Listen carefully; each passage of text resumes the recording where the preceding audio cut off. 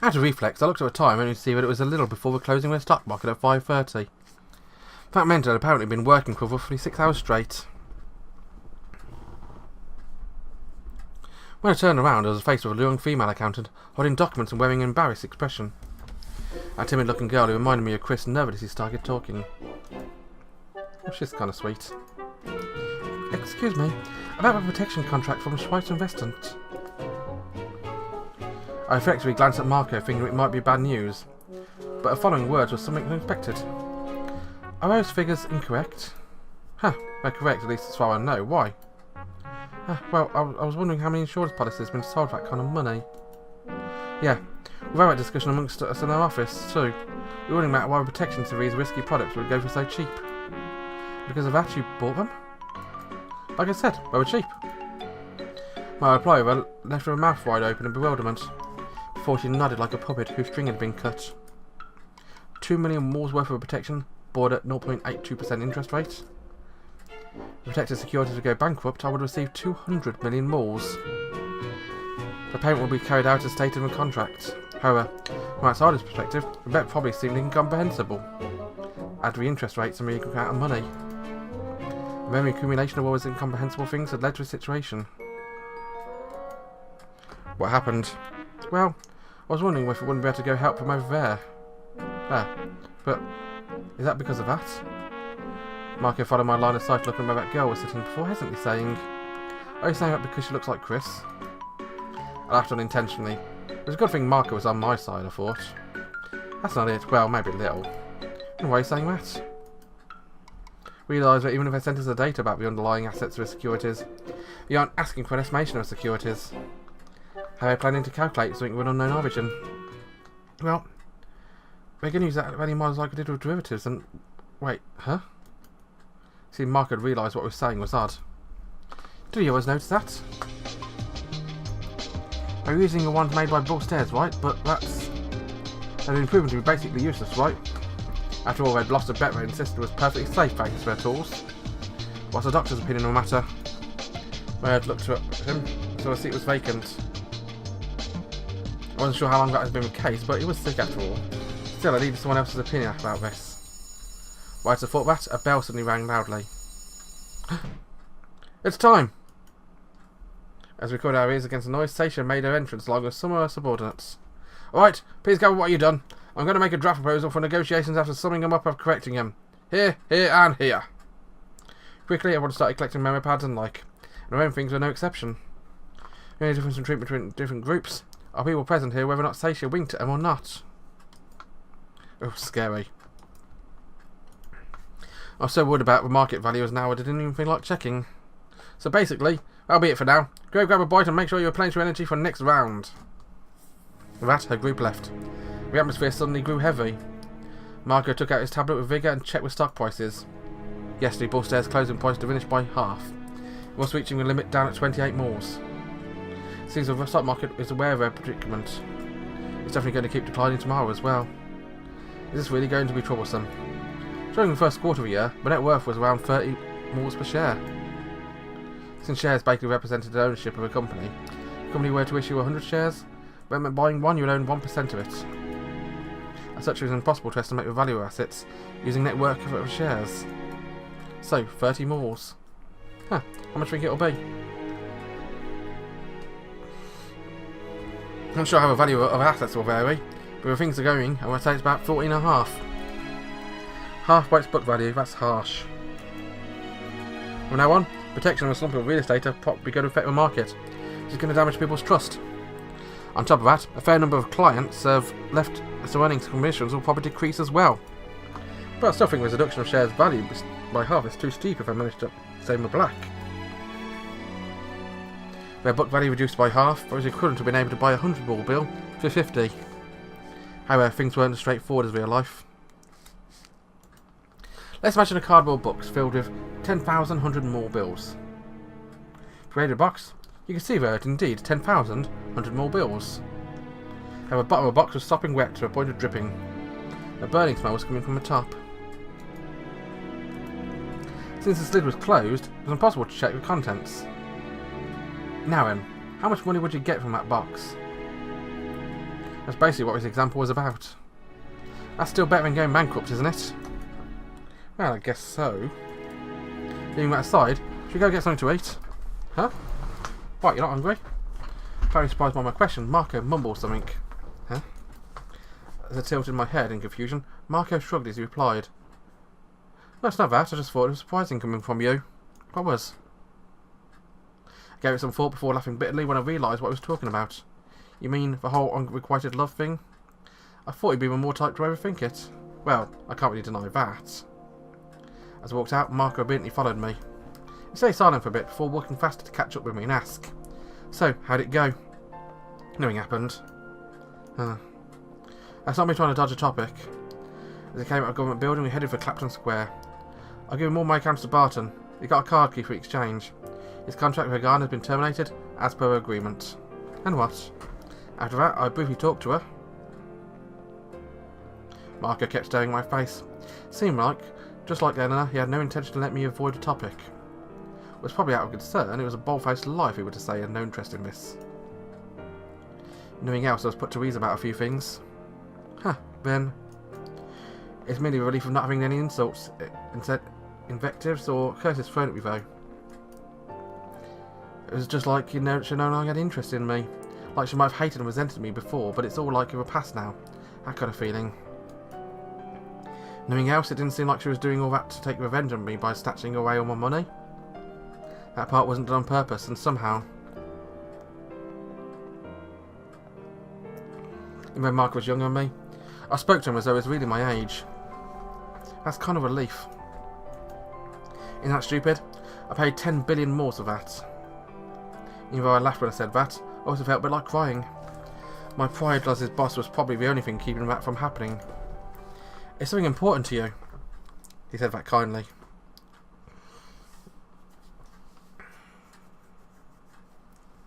I pulled us out of the train station and went to a curry restaurant in Clapton Square.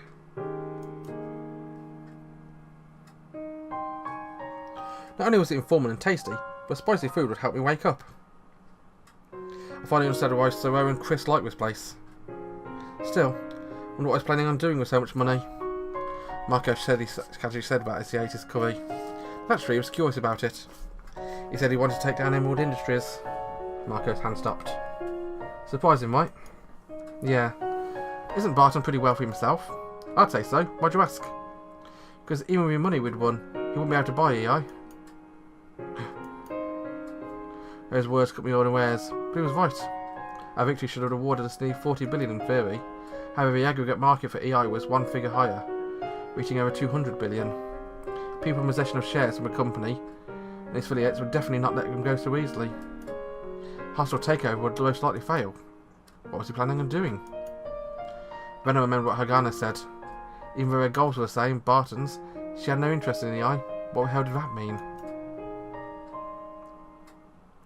As I was pondering on this while eating my curry, I received an email on my tablet from Risa, wondering if Hagana had at least ate properly. Then I suddenly realised that Risa was still worrying about Hagana, as Stacey sent a reply. Hagana is in room 5002 in Royal Central Hotel. You probably want to drop by. If so, I'll give you the key card. A slight hesitation, I finally asked in a postscript. Wish I could go with you, but I have extremely urgent work to take care of. It's a request from the government. When I sent that message, a reply soon arrived.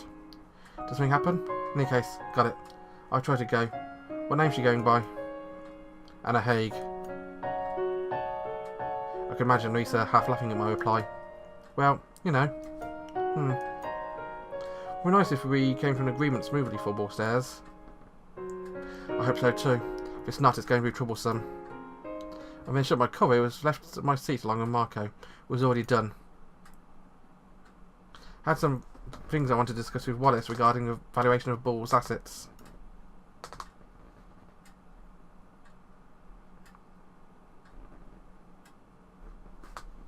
However, when we came back to the meeting room, all the people there were restless. They were standing around talking, not a single one was working.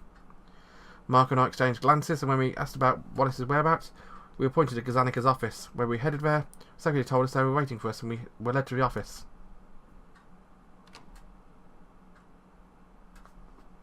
Gazanica, Wallace and Satya were inside. They all looked sullen. Did something happen? Wallace answered my question. People's greed knows no bounds. Are you talking about negotiations? Hadn't even been open for an hour yet, but Seishi, who was supposed to take him with negotiations, was there. That meant the negotiations had fallen through. They'd probably failed to reach an agreement. How do your party offer? Ballstairs wants 20 more a unit, and they're offering 4. Thinking I'd heard wrong, I stared at Wallace. Offering 4 more as shares, they were saying that Ballstairs' aggregate market value is worth that price. There's no way the shareholders would accept it. Our people from Ballsy have brought back the papers for that offer just in case. We definitely can't show that to their shareholders. We shall be want to tell EJ Rockberg to take their offer and leave. Even the information value available to the public, they're pretty steady. I was thinking of 15 more or so would constitute a sensible discount. Even with a rough evaluation made in under 20 hours, the overall conclusion is the same. There must be still lots of assets to appraise, which is another source of disagreement. Seems on their end, EJ Rockberg is basically considering that 30 billion more worth of positions in risky assets, like securities and real estate, are basically worth nothing. I gulped. Wallace and I were both aware it was difficult to point out how unreasonable that was.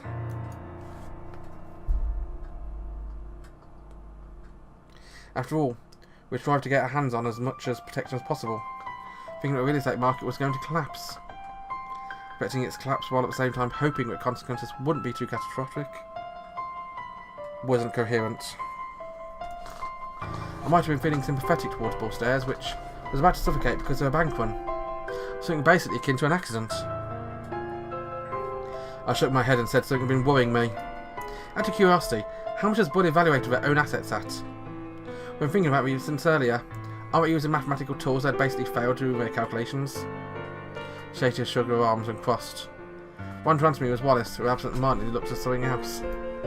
They're doing valuation based on using their cost bases. Their cost bases? Whenever paper losses almost null, is the situation that critical? They're claiming the statistical data about real estate bankruptcy should be judged in the long run.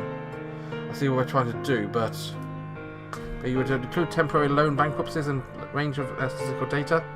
Our bankruptcy rate would skyrocket. Their value models would probably end up including a tremendous amount of price decline. In that case, if they took the recent bankruptcies into account, since they have studied data from before, wouldn't that raise a probability of generalised bankruptcy and a bit of their statistics? It's one of their arguments. I definitely saw what they were trying to do. However, I could see them trying to look away from reality. After all, having world changed so violently from one day to the next was normal in the stock market. Even if I thought that, I realised I would have been hard pressed when asked about the scale of their bankruptcy. Should I consider a current bankruptcy rate will be rising from now on? And thus it would keep doing so at a constant pace? Or should I believe that things would settle down at the rate would go back down? Or where would that happen? What would be the optimal scale estimate? Who in the world didn't know that sort of thing? They believe they could predict the future with these comprehensible mathematical formulas. And because they all planned everything in accordance with these predictions, when reality rears its ugly head, makes these predictions useless. All they can do is run around in blindly in confusion. Although it seems like we were right when we decided to bet on that vulnerability.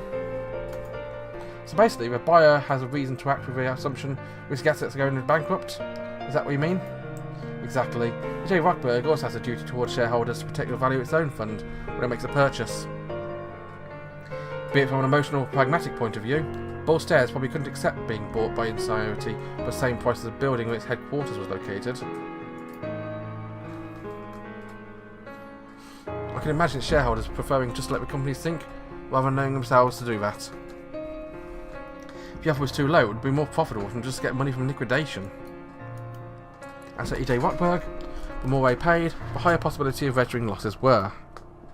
Anyone can see it was reckless of Ballstairs to try to get EJ Rockberg, the only company willing to buy them, to pay the price they were asking for basically a rotting apple.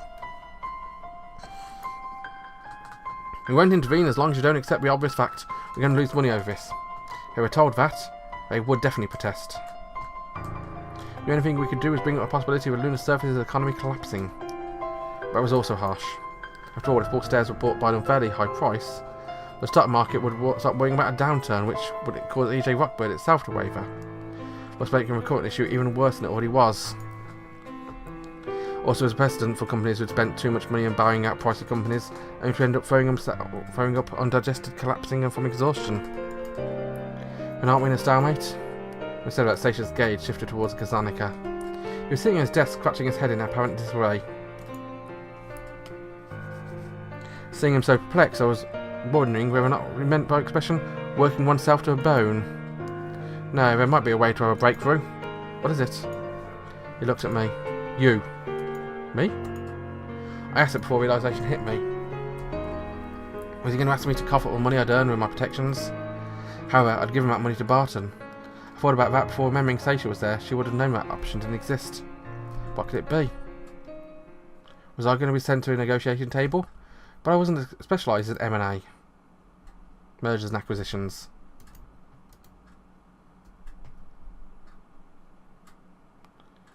Kazanica looked at me with a pained expression and said, Chris is part of a group with charge of valuation of assets for E.J. Rockberg. Chris. My close friend and nemesis. We'll find out about Chris next episode. Bye bye.